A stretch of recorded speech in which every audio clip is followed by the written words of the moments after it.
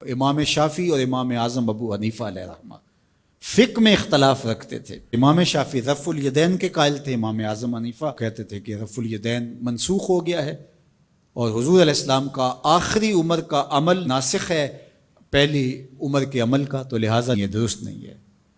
لیکن امام شافعی کہتے تھے میرے پاس یہ دلائل ہیں۔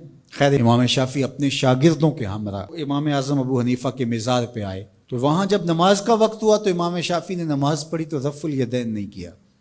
تو شاگردوں نے بعد میں سوال کیا کہ حضرت رفع الیدین نہیں کیا، فرمایا اتنے بڑے امام کے سامنے مجھے اپنی تحقیق پہ عمل کرتے شرم آتی۔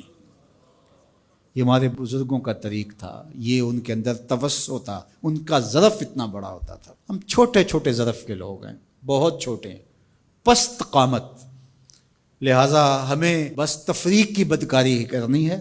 ہم سمجھتے ہیں شاید اس سے ہم اپنے قد کو بڑھا سکیں، اس لیے کہ ہم خود بونے ہیں، تو جب خود بونے ہوں گے تو ہمیں کسی کے قد پر بات نہیں کرنی ہے، تو نتیجہ یہی ہوگا جو ہو رہا ہے۔ میں صرف ایک مذہب کی بات نہیں کر رہا، سیاست میں بھی یہ کچھ ہو رہا ہے، مذہبی جماعتیں اور مذہبی لیڈران گرامی وہ بھی یہ بدکاری کر رہے ہیں، ٹکڑے ٹکڑے کر کے رکھ دیا اس امت کو۔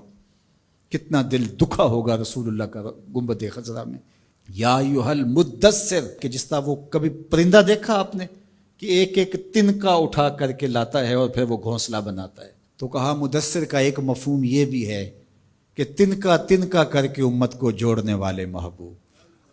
کوئی حبشہ سے آیا، کوئی شام سے آیا، کوئی مصر سے آیا، کوئی روم سے آیا، کوئی مکے کا باسی، کوئی مدینے کا باسی، ایک ایک فرد کر کے تنکا تنکا کر کے امت کو جوڑ دیا۔ اور ہم اپنے سفلی جذبات کی تکمیل کے لیے، اپنے نفس کی خواہشات کی تکمیل کے لیے، تعلی کے لیے، تکبر کے لیے، دوسرے کو نیچا دکھانے کے لیے بخی ادھیڑ کے رکھ دیتے، ہمیں کوئی پرواہ نہیں۔ اللہ اس کو پسند نہیں کرتا کہ تم تفرقے میں مبتلا ہو۔